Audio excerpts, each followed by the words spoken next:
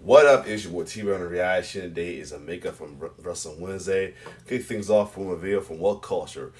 Sometimes a debut, most of the time a debut will always be a great way to introduce yourself, but sometimes a debut don't have a great start as well too though. And some people have been debuting in WWE in the worst way, especially coming from another company as well too, or from another brand.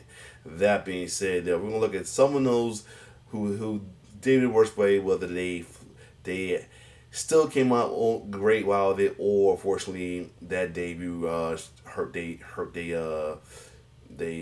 guess we call it they hurt their stock in a way. So anyway, we'll take a look at 15 wrestlers debuted in the worst way. So without further ado, let's get it.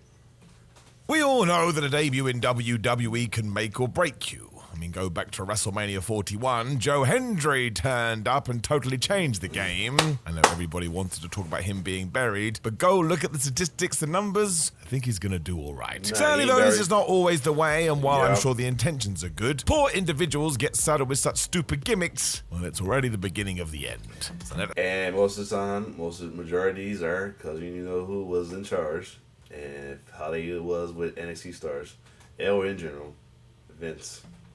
Let's go through 15 of these. My name is Simon Miller. Sit down and let's go. Number 15, Mordecai Huffs and Puffs. So Mordecai, when he was coming into the WWE, got the big old treatment because there were a ton of vignettes, and it was made very clear eventually, this guy is wanting to go face to face with The Undertaker. I mean, that's not a bad plan to have. Judgment Day 2004 is when he popped up in the ring for the first time, and he took on Scotty 2 Hotty. Of course, he got the decisive win on pay-per-view, and everybody was like, all right, here we go. Because while Mordecai versus Scotty 2 Hotty only lasted around 3 minutes, there was an issue in the sense that management felt like the heel had sold too much, especially because he was meant to be a monster. In interviews ever since, the real-life Kevin Fertig, who was behind the character, explained that he was caught between trying to work an Undertaker slow place, oh my gosh, I'm a zombie now, while also accepting it was 2004, we gotta pick it up the pace. In the end, it just meant that he didn't come across as the special entity that the hierarchy had hoped. And you know the deal. If you don't do exactly what you're meant to do on day one, well, it's a little bit of an upwards battle. Judgment Day went down in May, and if you can believe it, Mordecai was back in developmental by July. I mean, that's like 2 months. It's only fair to say that Michael Cole and Taz on commentary did their best to get him over, and also he really should have been given a round 2. I mean, you know what can happen sometimes. You try and hit a home run, and instead you strike out. WWE did not do Mordecai any favors either, though, because surely somebody must have gone to Scotty 2 Hotty and said, hey bro, you gotta get some licks in. And imagine it the other way. Mordecai gets in the ring, and he hit that weird Razor's Edge style finish within 10 seconds. More people probably would have taken notice. The gimmick was always going to be a struggle too because it was so much like the dead man. And yeah, soon after this he was gone. It was not ideal. Number 14, Johnny Curtis literally cries over spilled milk. Yeah, I remember that though. That was random as hell they did that though. Original NXT rookie Johnny Curtis made his first main roster appearance in a backstage skit on the 3rd of June 2011 episode of SmackDown. All of this was supposed to bring a closure to his NXT story arc and give us a wink wink nudge nudge that maybe one day he was going to come Fandango. I mean, he wasn't quite the ballroom dancer yet, but even then, surely we could get this correct. Well, the answer is no. Because on this SmackDown debut, he bemoaned the fact he wasn't getting a promised tag title shot alongside R-Truth by quite literally crying over some spilled milk. That's right, he was given a gag, and nobody thought this was funny. Curtis even had to pour this milk into a big saucer and then tip it over, and yes, he was actually pretending to cry. What's even worse is that if you didn't watch NXT, you'd have no idea what the narrative between Curtis and R-Truth was, so you'd just be sat there scratching your head. How could you possibly have invested in it? The date is important because in 2011, Vince McMahon was desperate to try and show that all of his wrestlers did have some sort of personality, and yes, most of the time we did have to have awkward skits like this. Most of them did feel forced, and if you wonder where the stereotype of why can't NXT rookies get caught up properly, well, it all started around here. To say it was counterproductive is an understatement, which is why it is a plus he found Fandango. Thank God. I hate to think what would happen otherwise. Number 13, Sin Cara botches his entrance. Sin Cara is always going to be a fascinating case study when it comes to the WWE, because he was Triple H's first signing after the game had taken over talent relations. The former Mystico in CMLL is obviously incredibly talented too, but very sadly, come the 11th of April, Well, it all went bad during his debut. Cascara got off to the worst start when trying to jump on a trampoline to get into the ring, because it didn't go exactly to plan, and he got tangled up in the ropes. Now imagine you are seeing the man for the first time, kind of just made you raise an eyebrow. It got even worse because of course WWE was known for this kind of comedy, so some individuals thought this was part of the plan, and that maybe Cara was meant to be a joke character. He was not. Things only got worse from there, I suppose, because his confidence was hit, because every single time he was in the ring, it was like he was cursed. Something would always go wrong. Before long, there was definitely a separation between WWE and Sin Cara because they just could not get on the same page. And when eventually things did calm down, well, yeah, it was too little and too late. His matches just didn't feel special at all. I admit the first time I saw Sin Cara's entrance live, I was totally blown away by it, because I didn't even realize he was using a trampoline. Yep, I thought he had enough power in his legs to jump over the top rope, and that makes me an idiot. In hindsight, that probably would have helped here. And thankfully, ever since Mystico has gone back down to Mexico and refound his feet, but he probably doesn't want to talk about the WWE stint ever again. Number 12, Edge injures his opponent during his debut. Oh, yeah, I remember that. Yeah, I remember hearing about that, yep. I mean, like I said, some folks are having questionable debuts, but still come out as stars. WF, as it was at the time, must have seen a lot in Adam Copeland, because before he did debut on TV, we got a lot of video packages. Now, originally the gimmick pitched by Vince Russo was to have Edge as a mute. Thankfully, eventually somebody realized we can't do that, because a lot of wrestling is talking. This brings us to the 22nd of June 1998 Raw, when Edge did make his debut. And man, this did not go to plan. Edge was facing wrestling journeyman Jose Estrada Jr., and after a dive went wrong, well, he hurt his neck. Given that an injury like this has to be taken care of, the match was cut short, mostly because Estrada was too injured to continue. So, of course, health and happiness foremost, but just take a minute to step into Adam Copeland's shoes. Can you imagine how worried he must have been? He had just accidentally hurt somebody on his first appearance. He probably thought his days were done. Thankfully, Jose was able to bounce back from this eventually and start wrestling again, and we all know the deal with Edge. He went on to have a Hall of Fame-worthy career and won a bunch of world championships and main evented WrestleMania.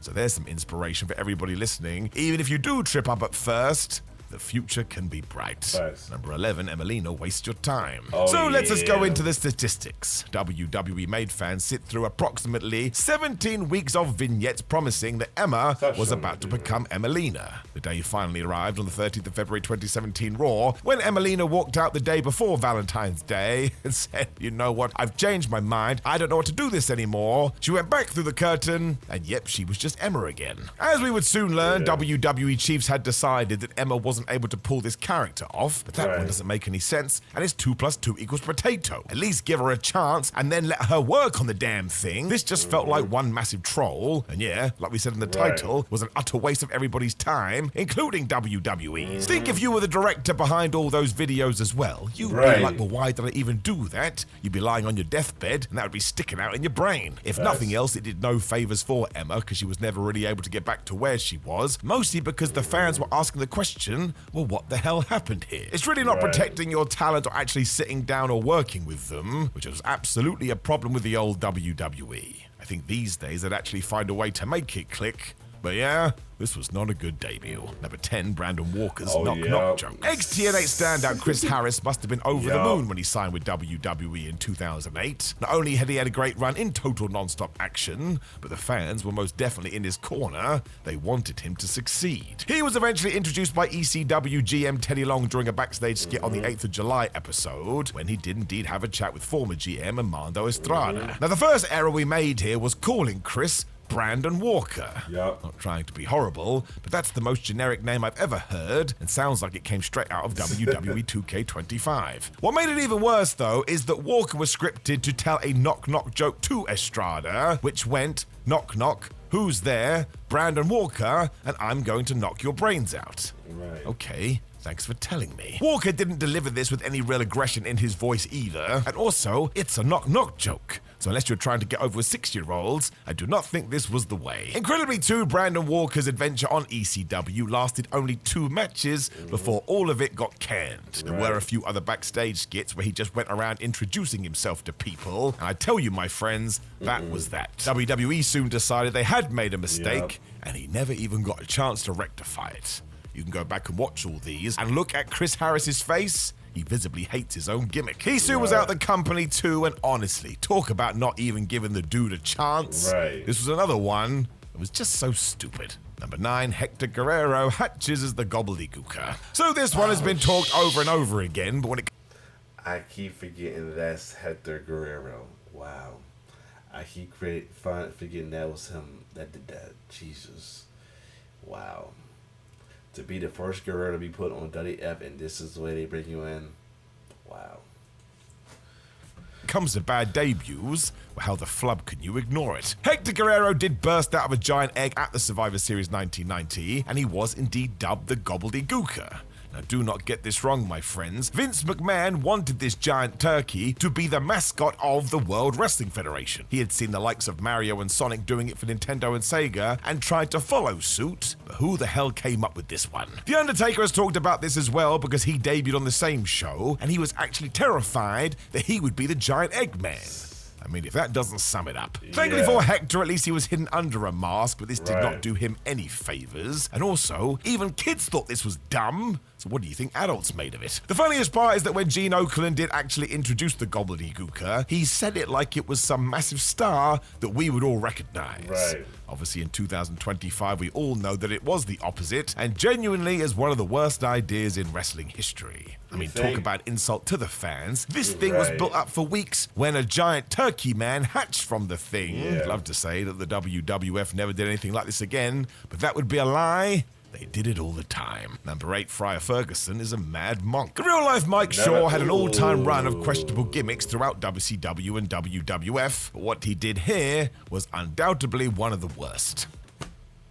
Yeah, they did not know do that, man. That and then the Bastion Booker. Oh God, why I keep getting reminded of that damn Bastion Booker gimmick. Jesus. Firstly, Vince McMahon brought him in as Friar Ferguson and debuted the religious gimmick on the 12th of April 1993 Raw. There he beat enhancement worker Chris Duffy in what was supposed to be a short and sweet intro. Now yes, this gimmick was meant to be cartoony, but that didn't stop the Catholic Church, who actually got in touch with the WWF and said, yeah, maybe you should stop doing this. It was one of those situations when even the company realized they were fighting a losing battle, so they decided to change the character. And do you know what they came up with? Bastion Booger. It is not hard to work out that it's not an improvement on the Friar, because the whole point of Bastion was he was meant to be a slovenly glutton who didn't wash. I mean, I can't see that guy headlining WrestleMania. Really though, it all goes back to how he did debut as the Mad Monk, who was meant to have wrestling skills. That sounds like something that would come out of a Disney cartoon.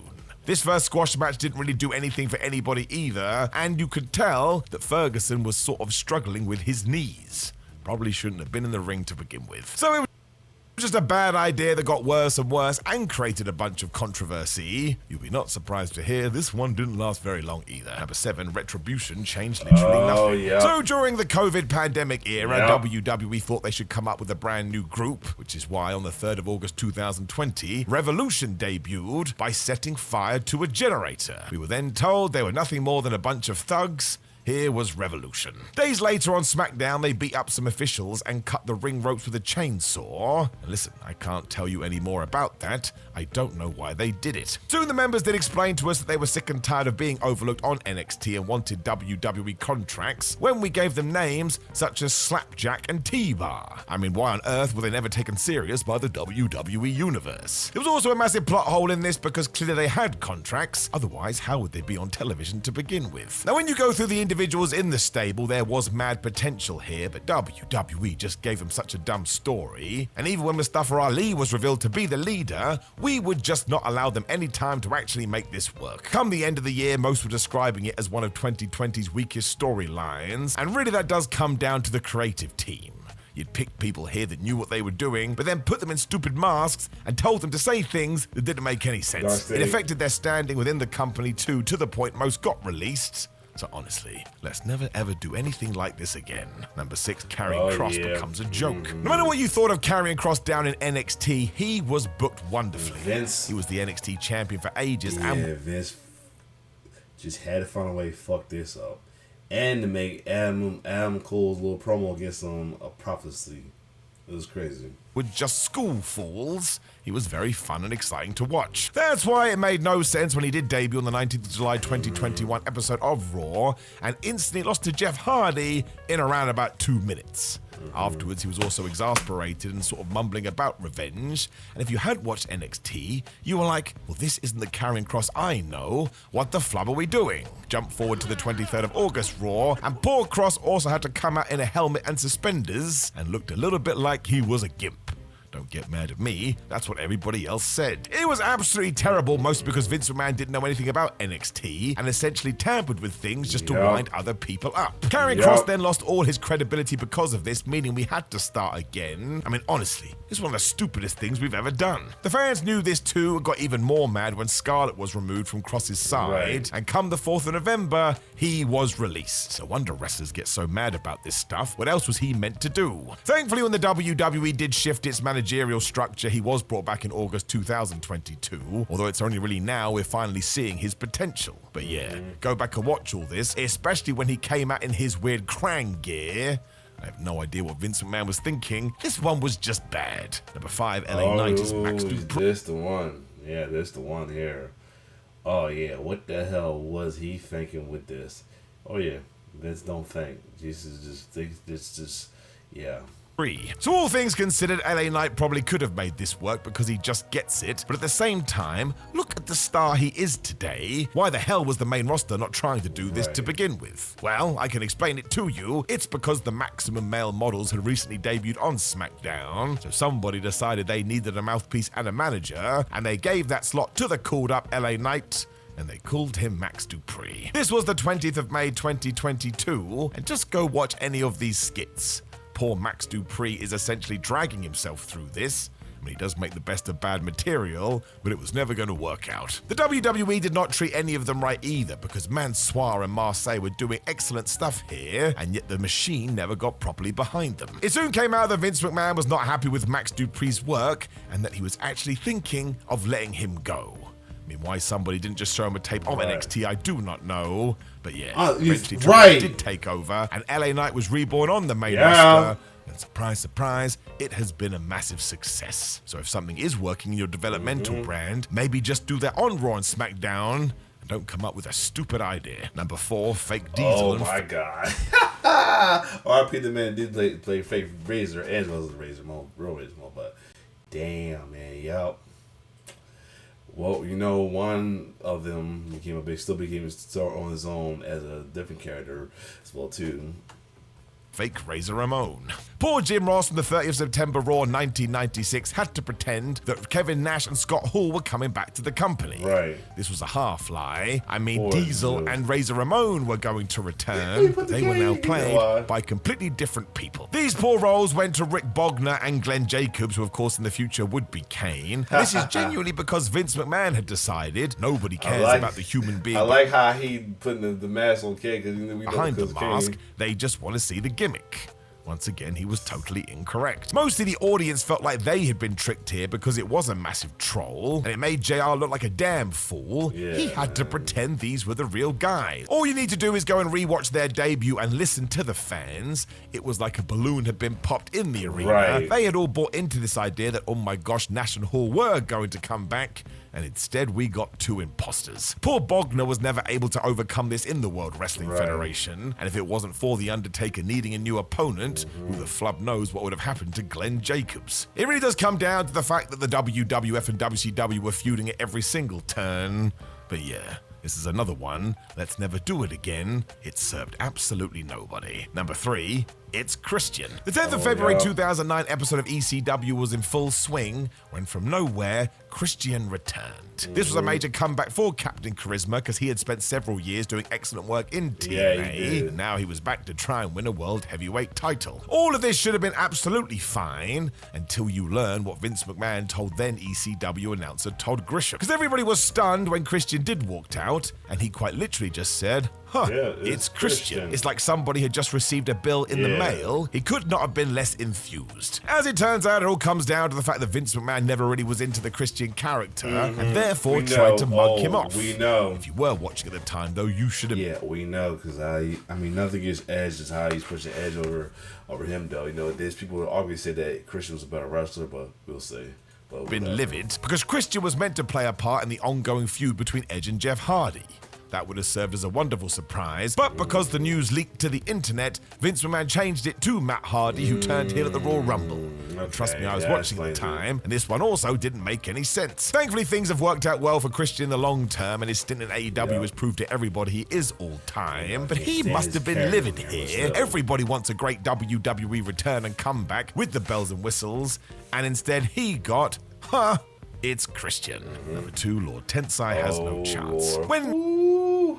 It did this man so dirty. Matt Bloom moved to wrestle in Japan after his first WWE stint. He reminded everybody, oh yeah, I'm a really good big man. He did such fine work, eventually he got the call to come back to the WWE when he did re-debut on the 2nd of April 2012 episode of Raw. He was also allowed to run through the Miz's protege Alex Riley to send a message that he was going straight for the main event. Although we had a problem, we were calling him Lord Tensai, even though everybody knew this used to be Albert. Therefore, during this fight, all the crowd did was chant Albert, and some people even said, why don't you shave your back? Because yes, before all of this, he was a very hairy man. You also have to ask the question why he had Japanese writing all over his face, and I would suppose it was because he did go to Japan, and that's all Vince McMahon could come up with. He was also programmed to feud with John Cena, but I can tell you that didn't get anywhere, because this was just a flop of a character. We should have just brought Matt Bloom back as Matt Bloom and let him run through people. Instead, we had to give him an over-the-top gimmick. Before long, he had become a comedy character as he teamed with Brodus Clay, which is why today I'm glad he's in the NXT Performance Center and absolutely smashing it. Bloom clearly has lots to give to the wrestling industry, but you have to give him good creative to allow him to shine. We never did that, which is why I implore you today to go to Japan and watch his Giant Bernard stuff. You will not believe it.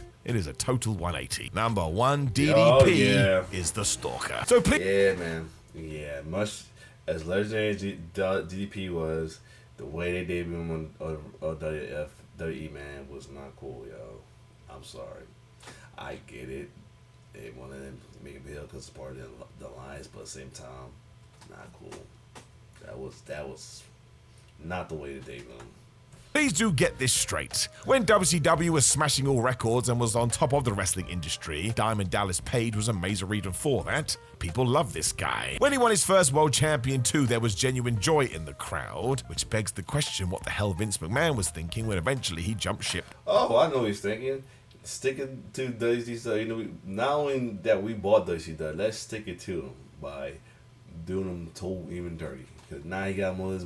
Now he bought him. He gonna do what the fuck he wanna do. That's exactly what WWE. This was after WCW had been bought out and Dallas had years left on his contract, but he wanted to make something on himself, so yeah, he opted out early and debuted on Raw on the 18th of June 2001. He got a massive pop when he removed his mask as well, before we all realized, oh my gosh, he is actually going to be the Stalker who is going after the Undertaker's wife. Because before all this, we had seen somebody in the bushes of the Undertaker's property, quite literally stalking him and his wife, and it really was just too much for fans to believe. Everybody knew that DDP was one of the best guys going. Why the hell would he choose to do this? It got even worse when they eventually got into the match because the Undertaker absolutely killed this guy. Dare I say it, Vince McMahon did not know what he had. It really did feel like there was some sort of worry that maybe DDP would be more over than the official WWF guys, but who the hell cares? We were all going to be on the same team at the end of the day, and as a massive Page fan, this still stings. It was not the right thing to do,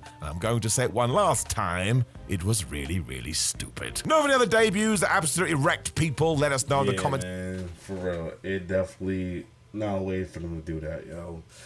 I mean, that was pretty much Vince ego. I mean, his ego was, if you rewatch the Invasion whole angle, it's like pretty much Vince McMahon ego was all over that, man. For starters, well, half of it because of the Time Warner nonsense as well too. That's their fault. That's part their fault. Two, what he did with the ones that didn't have the Time Warner contract as well too. Number three, how the final matchup before the end of ECW, the end of the alliance thing ended. Literally, the alliance team alliance was half of the guys of the WF that WEWF at the time that defected, and maybe one, two or three people that was part of that was either from ECW or WCW. We're pretty much only, if I think about it, two out of the main mashup, two. Booker T of WCW and RVD of ECW. Pretty much. Other than that, though, if you like my reaction, like, share, subscribe to my YouTube channel. It's your boy T signing off on love.